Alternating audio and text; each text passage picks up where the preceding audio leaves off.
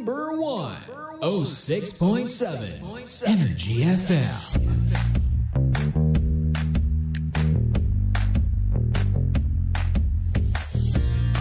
Same pero iba. Kapiling mo pa rin na nag-iisang chicks ng radio. Si Gandang Kara. Welcome back!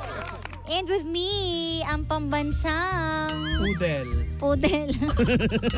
Si Tita Cora. Parang ang poodle today. Yes, Cora and Cara. Ba't naman yun na naisipan mo kasing hairstyle ngayon? Kasi, ewan ko ba, hindi ako marunong gumamit nung yung plancha na binigay ni Ate Cheryl Gross. Pangmayaman kasi. Pangmayaman, may mga rhinestone. Wow! Nangihinayang ako, kaya ganyan na lang muna. Ganyan na lang, oo. Umukha talaga akong chow-chow. Sit. Uy!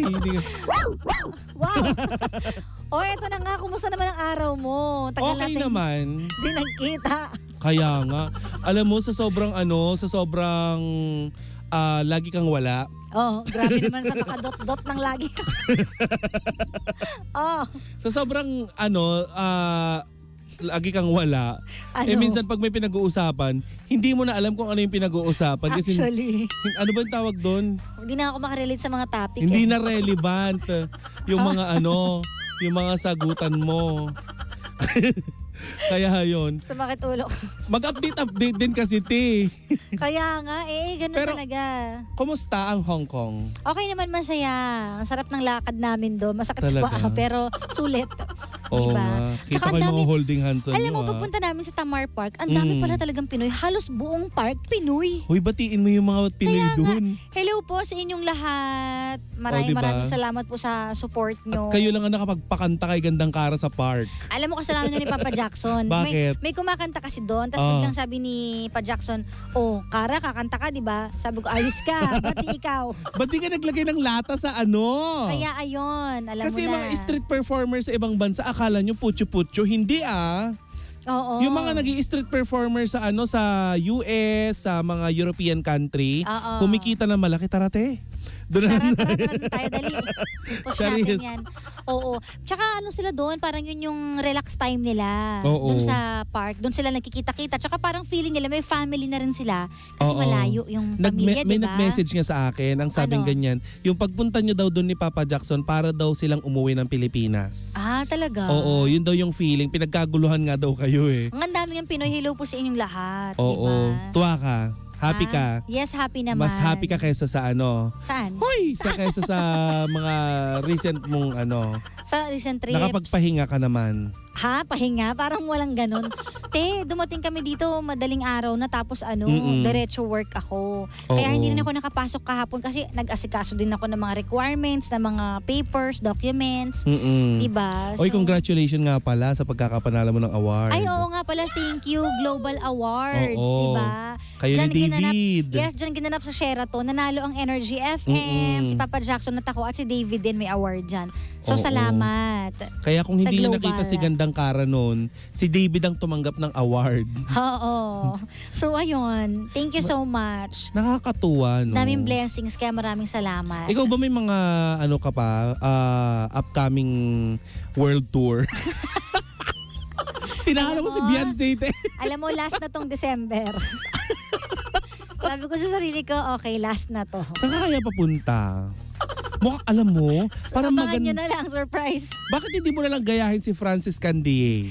Gusto ko naman talaga mag-travel around the world. Kaso, hindi lang siya nagiging possible kasi nga, may duties tayo dito, may responsibilities, may radyo, may kung ano-anong ganap. Tsaka mamumuhunan ka. Oo, pero yun naman talaga ang gusto ko ever since. Kaya lang, magastos talaga yung gusto ko kasi gusto ko pa nag-travel kasama buong pamilya. Kaya nga.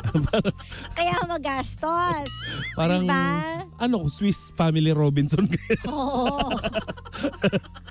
Diba? Kaya, ipon-ipon din. Pag may time, kahit wala nang sinisweldo. Sasagarin mo talaga lahat. Pero alam mo, sabi nga tama yung sinabi sa akin ni Tita Alice kanina kasi nagkikwentuhan kami. Sabi niya ganyan sa akin, naku, laging wala ang Gandang Kara. Sabi niya, oo, tanong mo tita kung kailan siya huling sumahod.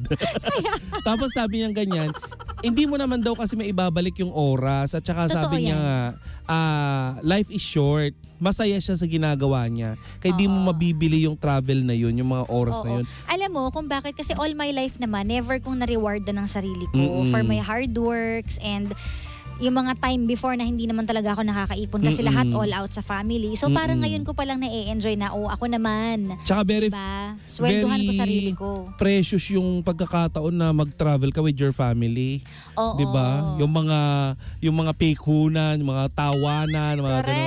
Hindi mawawala yan, diba? Correct. At saka yun talaga ang investment ko eh. Hindi ako nag-i-invest sa hika. Tinan mo, ito mga bigay lang to ni Ate Cheryl Gross. Kumbaga, hindi niyo ako nakikita na nag-aalahas, nag-Louis Vuitton bag, kung ano-ano. Wala akong luho. Ito na lang yung luho Oo naman, hindi ka naman naka-Louis Vuitton, te, kasi naka-Valentino ka. Oy, bigay lang din yun. Dahil regalo, no? Doon naman ako blessed sa mga supporters na nagmamahal. Kaya sabi ko, ito lang naman ang luho ko, mag-travel with the family. Pero una ko napansin talaga yung piyaw mo kanina na binigay ni Ate Cheryl Gross. Oo. Ayan. At So, least, thank diba? Oo. So mapunta naman tayo sa topic. Oo nga. Alam mo, sana yung kwento. chikahan natin kanina off the air, di ba? Kaya nga, kasi maraming mga na-miss na mga ganap sa buhay. Oo. Ano nangyari dyan? parang add-on na lang to. Si Rona kasi, siya ay alam mo siya ay 40 years old at 25 years nang married. Pero ngayon pa sila maghihiwalay. Alam mo, ang daming hiwalayan, humabol pa si Rona. May anak siya. Diba, ang dami nag-break ngayong 2023. Humabol pa siya. Oo, at confirm na daw hiwalay na daw si Sian Lim tsaka si Kim Chu. Talaga? Diba? Abangan daw may natin sa mga darating na araw. Kasi nagbura na ng mga pictures, diba? Oo, mukhang magsasalita na po ang Kim Chu. Talaga? Abangan niyo yan sa Baklitas bukas. Abangan niyo sa Baklitas bago ako. 11 to 12 ng tanghali para sa mga chismis. So maghihiwalay daw sila. Sumabay itong si Rona kasi ang nafe-feel niya, mahal pa rin ang asawa niya, yung childhood sweetheart. Na si Maria. Siyempre hindi siya mag-iisip ng ganun kung wala siya nakikita. At hindi niya nararamdaman talaga. Mararamdaman mo naman yan pag may partner ko kung buo ba yung pagmamahal sa'yo or 20% lang kung ilan man. Di ba? May anak sila? 3. Yun nga, kaso nga lang ang sabi sa kanya, kung maghihiwalay sila, hindi ko susustentuhan yung bata. Ay? Yun. Kasi, sabi daw nung lalaki? Oo, kasi parang siguro iniisip niya, wala naman sa akin yung bata, nasa iyo, so bahala ka na. Yan ilang taon na ba yung mga bata? May 12, may mas mababa sa 12, may 6, ganun. So parang ang hirap. So siya natatakot siya. Pero di ba nga, dapat hindi ka matakot kapag alam mo na sa tama ka. Di ba? Kasi yung mga legal ganang klase na lalaki, ang sarap pukpukin ng ng mga laman na nasa gitna ng mga binte nila. Biruin mo, nag-anak-anak kayo, tapos dahil maghihiwalay kayo, gusto mong... Idadamay mo. Oo. Siyempre, iba naman yung duties and responsibilities mo sa mga anak mo. Iba yun sa asawa mo. Huwag mo ihalo yung personal etos ninyong dalawa. Kung ano man yung rift ninyo. Doon sa mga bata, dapat hindi nagsasuffer ang mga bata, di ba? So kaya hindi siya ano ngayon? Oo, parang natatakot siya na kung maghihiwalay kami. So parang tiisin ko na lang to kaysa kasi sales lady lang ako, parang ganun sabi niya. Naku, yan, alam mo, yan ang minsan maling konotasyon or maling paniniwala, yun na lang, maling paniniwala ng mga babae na hindi nila kayang mabuhay nang sila lang at hindi kayang mabuhay nang walang suporta galing sa lalaki o kaya sa kanilang asawa. Oo. Kasi marami pong mga babae na nag-i-stay sa relasyon dahil ang paniniwala nila, ayaw daw nila na lumaki yung mga anak nila na walang ama. Pero ang totoo noon, eto ang buhay na katunayan. Nakapagpalaki ng baby. Diba? Na kinaya niya ng siya lang. Oo. Diba? Oo. Pero kayo mga misis kasi, kaya nga patuloy pa rin yung mga yung mga grupo na nag-i-empowered sa mga women. Oo. Kasi ang baba po ng tingin ninyo sa inyong mga sarili. Yes. Ang baba po ng tingin nyo sa sarili to the point na hindi nyo na po kayang mabuhay ng walang lalaki. Oo. Kaya diba? dapat malakas ang loob nyo. Kasi pag pinanghinaan kayo, walang mangyayari sa inyo. Correct. Susunod lang kayo ng susunod kahit di naman kayo okay talaga. Diba? Kagaya na lang susunod niyan, alam mo, aabusuhin ka na niyan. Mag-uuwi na yun ng babae. Diba? Harap-harapan ka na niyan lolokohin. Bakit? Kasi hawak ka niya sa liig. Kasi alam niyang takot ka sa kanya. Oo. Diba? Takot naman sa akin to, so okay lang.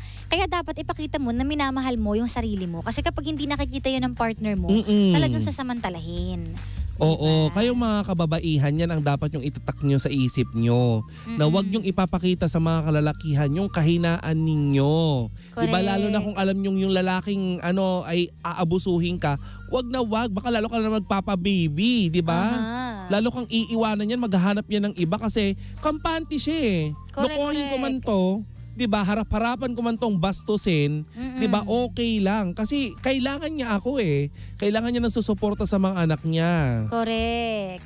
So alam nyo na ha, dapat hindi mahina ang loob ninyo. Nakakaawa. Kasi nagsa-start talaga yan sa sarili mo eh. Mm-mm. Ikaw ang lalaban for yourself. Diba? Tsaka tigilan na natin yung pagiging yung ginagawa niyong kalso ng relasyon ang mga anak. Tigilan Oo. na, 'di ba? Diba? Kaya nga eh. May mga batas na sumasaklaw sa karapatan ng mga kababaihan, lalo na sa mga kabataang hindi nasusustentuhan ng kanilang mga magulang. Tama. Kaya lakasan nyo ang mga dibdib ninyo at lumaban kayo. Huwag kayong magpatalo sa takot ninyo. Oo. At may tanggapan po ang Public Attorney's Office kung kayo po ay nakakaramdam ng pang-aabuso at hindi nakukuha yung patas na karapatan sa karapatan bilang magulang. Correct. So sana matuto tayo mga kababaihan dyan na natatakot. Speak up, speak for yourself. Correct. Diba? Kasi kailangan mo yan sa buhay. Sa buhay na to na alam mo naman napaka-imperfect. Kailangan matatag ka, matibay ka. Oo, dahil na pag-uusapan natin yan, nasa linya ng ating Okay, komunikasyon. ito na po. O eto muna, pabati muna. Kaya ayan, Rona, sana magkaroon ka ng lakas at tapang at peace of mind. Okay? Good luck. Sino at yan? pabati naman daw ang KJ Moms Team Friday, KJ Team Puyaters 18 Global, Team Hope, Team Sabaw, Team Beshi, Luz Bimin Squad, KJ Team Baby Love, and Ate Melody, and Carjack Nation Official. Hello at ang HK Travel namin. Ayan, hello po. Ay, teka lang. Nabanggit mo na din naman yung Team Moms, na yan. Team Beshi, hello din. Oo. Ang tanong ko sa kanila, napanood nyo na ba? Alin? Ang alin? Ikaw, napanood mo na ba? Ang alin ba? Napanood nyo na ba yung mga trailer ng 10 movies na MMFF? kalahok Oo. sa Metro Manila Film Festival? Correct. Uy, andyan tayo sa Sabado, di ba? Yes. Magpaparade kami, feeling artista kami dyan. Yes. Diba? Makipag-grabbing elbow tayo kay Papa P at saka kay Mayor V. Correct, Papa P. Oy, teka lang. May tayo, ongoing tayong promotion dito sa Energy FM. Yes. Para sa ating mga panggananais manood ng pelikula at gustong manalo ng libreng movie ticket. Tumutok lamang kayo sa programa nila Chico, nila Kuya Chico, nila Jimbo, ni Sheena, ni Lindsay at saka ni Bibi Toby. Yes. Upang manalo ng acid reflux. Yung totoo. Bakit Kumain gumagano? kasi ako na maanghang. Ayan. Uy, alam mo ba sa Hong Kong, puro gulay yung kinain ko. Oh, di ba? Kulang na lang maging kambing na ako doon. Kasi lahat ng kinakain ni Papa Jackson, gulay, dahon. So wala akong choice. Ganun din nakakain ko. Ayaw mo nung kambing ka, yung kasama mo, caterpillar. Kaya nga. Diyos ko, Mio. But anyway, yun nga. Kung gusto niyo ng movie ticket, tumutok kayo sa mga programa ng Energy FM. Yes.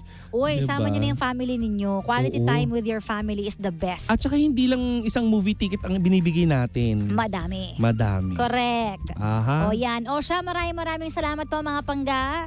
Tomorrow ulit, magkita-kita ulit tayo. Thank you so much, Tita Cora. Oo, bakit pinipisil ko ang tiyan namimilipit ka ko. na naman? Hindi nakikita ng ating mga pangga pero may tinutusok Ayan, siya oh. dito. Oo, yung tiyan ko. O siya, maraming salamat. Tsaka abangan niyo yung mga live selling namin na mag-grand live selling ako. Ay talaga? Bago ko lumayas ulit. Para mabenta yung mga gamit ko. Ay, Ngayong abangan nyo, year-end. ibebenta mo na yung red na jacket na ginamit mo sa Hong Kong, di ba? Teka lang ah. Abangan nyo. Tsaka bumili na rin kayo ng mga paninda ko. Salamat pala sa lahat ng mga bumili din sa Hong Kong. Ubos. Kulang pa nga yung jacket. Pasabog. Kailangan nila. So abangan nyo yung mga paninda, okay? So maraming salamat mga pangga. Bukas True. ulit. Thank you so much. Susunod na po si Sheena at si Jimbo dito lang sa number 1 06.7 Energy FM Pangga. Huwag mo sabihin radyo. Sabihin mo.